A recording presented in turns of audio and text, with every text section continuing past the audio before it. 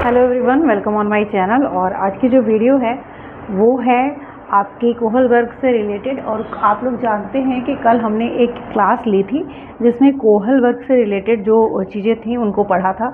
आज हम लोग उनके जो उन्होंने 3 अवस्थाएं दी थी उनके बारे में पढ़ेंगे और उनके जो सब स्टेजेस हैं दो उनके बारे में पढ़ेंगे। तो ये इम्पॉर्टेंट है आप सभी के लिए, क्योंकि केवीएस हो, सीटेट हो, सभी में ये चीज़ बिल्कुल आपके 2-3 नंबर के क्वेश्चन यहाँ से आने वाले हैं। तो यहाँ पे देख सकते हैं, यहाँ से पढ़ेंगे हम लोग। कोहल वर्ग ने बताया कि नैतिक विकास कितनी अवस्थाओं में होता है? 3 अवस्थाओं में होता है। ठीक है, यहाँ तक पढ़ चुके थे। और प्रत्येक अवस्था की 2 सब स्टेजेस होती हैं।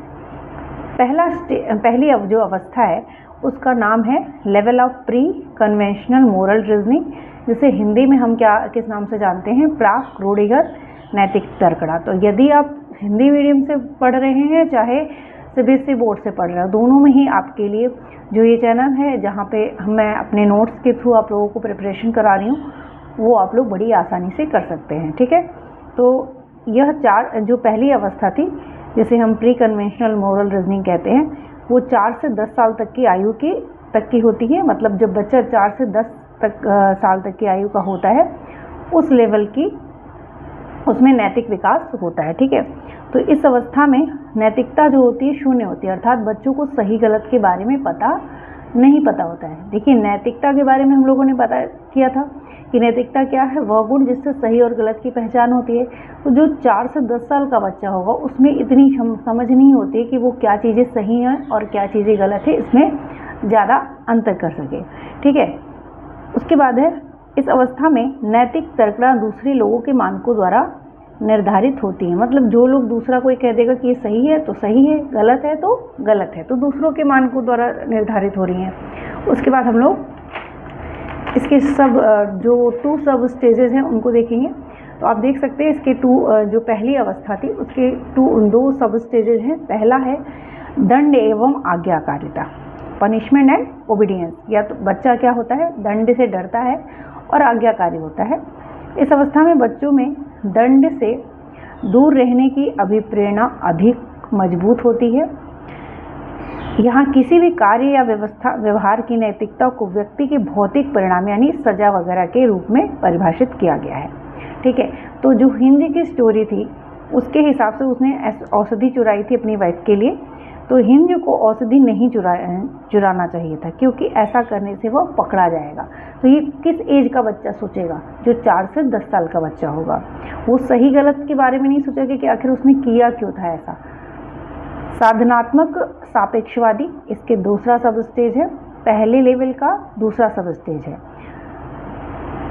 जिसे हम हिंदी में कहते हैं साधनात्मक सापेक्षवादी उन्मुखता और इंग्लिश में कहते हैं इंस्ट्रूमेंटल रिलेटिविस्ट ओरिएंटेशन। ठीक है, तो पुरस्कार पाने की जो अभिप्रेरणा होती है वो प्रबल होती है। मतलब बच्चा जो भी काम करता है उसमें पुरस्कार पाने के लिए करता है। उसको इस एज में वो सज़ा से बचने का काम कोशिश करता है और हमेशा ही चाहता है कि लोग उसको पुरस्कृत करें उसके अच्छे काम के लिए। यहाँ अदला बदली का भाव मजबूत होता है, जैसे को तैसा। मतलब अगर वो किसी को कुछ देता है, क्लास में भी देख सकते हैं, किसी को कुछ देगा तो कहेगा कि इसके बदले हमको ये चीज़ चाहिए। ठीक है, तुम हमको ये दो तो हम तुमको ये देंगे। तो इस तरीके की चीज़ें होती हैं। तो अगर एग्जाम्पल आता है जैसे को तैसा, तो ये पहले स्टेजेस की बात है। दूसरा आपका जो अवस्था है वो है रूढ़िगत तर्कड़ा, जिसे हम level of conventional moral reasoning कहते हैं। पहली अवस्था हम लोगों ने पढ़ ली, उसके 2 सब स्टेजेस भी पढ़ लिए। अब ये दूसरी अवस्था है। इसमें बच्चा 10 से 13 साल के जो बच्चे होते हैं वो इस अवस्था में आते हैं। ठीक है, इसको सामाजिक नियम के अनुकूल भी अवस्था कहते हैं। बच्चा दूसरे के मानकों को अपने में अंतरीकृत करता है तथा उसी के अनुसार सही तथा गलत का निर्णय करता है। मतलब समाज के अनुसार जो चीज़ें सही हैं उसको सही और जो गलत है उसको गलत, इस बेसिस पे बच्चा निर्णय करता है। उसके बाद इसका जो सब स्टेजेस है उसमें उत्तम लड़का अच्छी लड़की। इस अवस्था में बच्चों में अनुमोदन पाने, यानी एक होता है ना प्रशंसा पाने की, कोई कह दे आपको कि ये तो बहुत अच्छी लड़की है, ये बहुत अच्छा लड़का है, उस तरीके की वो कोशिश करते हैं। बच्चों में अनुमोदन पाने तथा निरामोदन डिसअप्रूवल से दूर रहने का अभिप्रेरण तीव्र होता है। मतलब वो नहीं चाहता है कि उसे कोई भी क्या कहे, खराब कहे। सामाजिक क्रम संपोषित उन्मुखता, सोशल ऑर्डर मेंटेनिंग ओरिएंटेशन, कानून तथा व्यवस्था अभिविन्यास। यहाँ ये दूसरी अवस्था के दूसरा जो सब स्टेज है वो है। यहाँ बच्चा क्या करता है, ये समझने लगता है, उसमें इतनी समझ आ जाती है कि समाज के प्रत्येक व्यक्ति को इन नैतिक नियमों के अनुसार व्यवहार करना जरूरी है। किसी भी परिस्थिति में कोई भी सदस्य इन नियमों को नहीं तोड़ सकता जो कानून के हिसाब से सही है, ठीक है, क्योंकि ये सभी को के लिए एक समान होता है। मतलब कानून की नज़र में सब एक समान है, इस तरीके से वो सोचने लगता है। जैसे कि रेड लाइट का रूल है तो वो समझता है कि ये रेड लाइट का जो रूल है उसे हमें मानना चाहिए, ये कानूनी रूप से सही है, ये एक व्यवस्था है तो इसको हमको मानना है। समाज में हमारी कुछ ऐसी चीज़ें होती हैं ना, जो जैसे कभी चोरी नहीं करना चाहिए, लेकिन हिंज ने जो चोरी की थी वो किसी और वजह से की थी। जो डॉक्टर जो दवा बेच रहा था वो बहुत ही ज़्यादा मुनाफा कमाने के चक्कर में बहुत ही गलत कर रहा था, इस वजह से उसने, तो वहाँ पे चीज़ें अलग हो गई। तो बच्चे में अभी इतना थिंकिंग नहीं था, ठीक है, तो इस अवस्था में। उसके बाद है थर्ड अवस्था जो आती है, वो आती है उत्तर रूढ़िगत नैतिक तर्कड़ा का स्तर, level of post conventional moral reasoning. यहाँ नैतिक आचरण पूर्णतः आंतरिक नियंत्रण यानी इंटरनल कंट्रोल में होता है। मतलब बच्चा अपने आप से अब सोचने समझने लगता है कि क्या सही है और क्या गलत है। वो सिर्फ ये नहीं देखता है कि कानून नियम बन गया तो नियम बना है तो वो नियम सही है कि नहीं है, ये भी सोचता है। नैतिकता का हाईएस्ट लेवल है, सबसे उच्चतम स्तर है, इसमें नैतिकता का ज्ञान बच्चों में होता है। बच्चे समझ पाते हैं कि क्या सही है और क्या गलत है। नैतिकता तो यही होती है, नैतिकता की परिभाषा मैंने आप लोगों को बताई थी पिछली वीडियो में।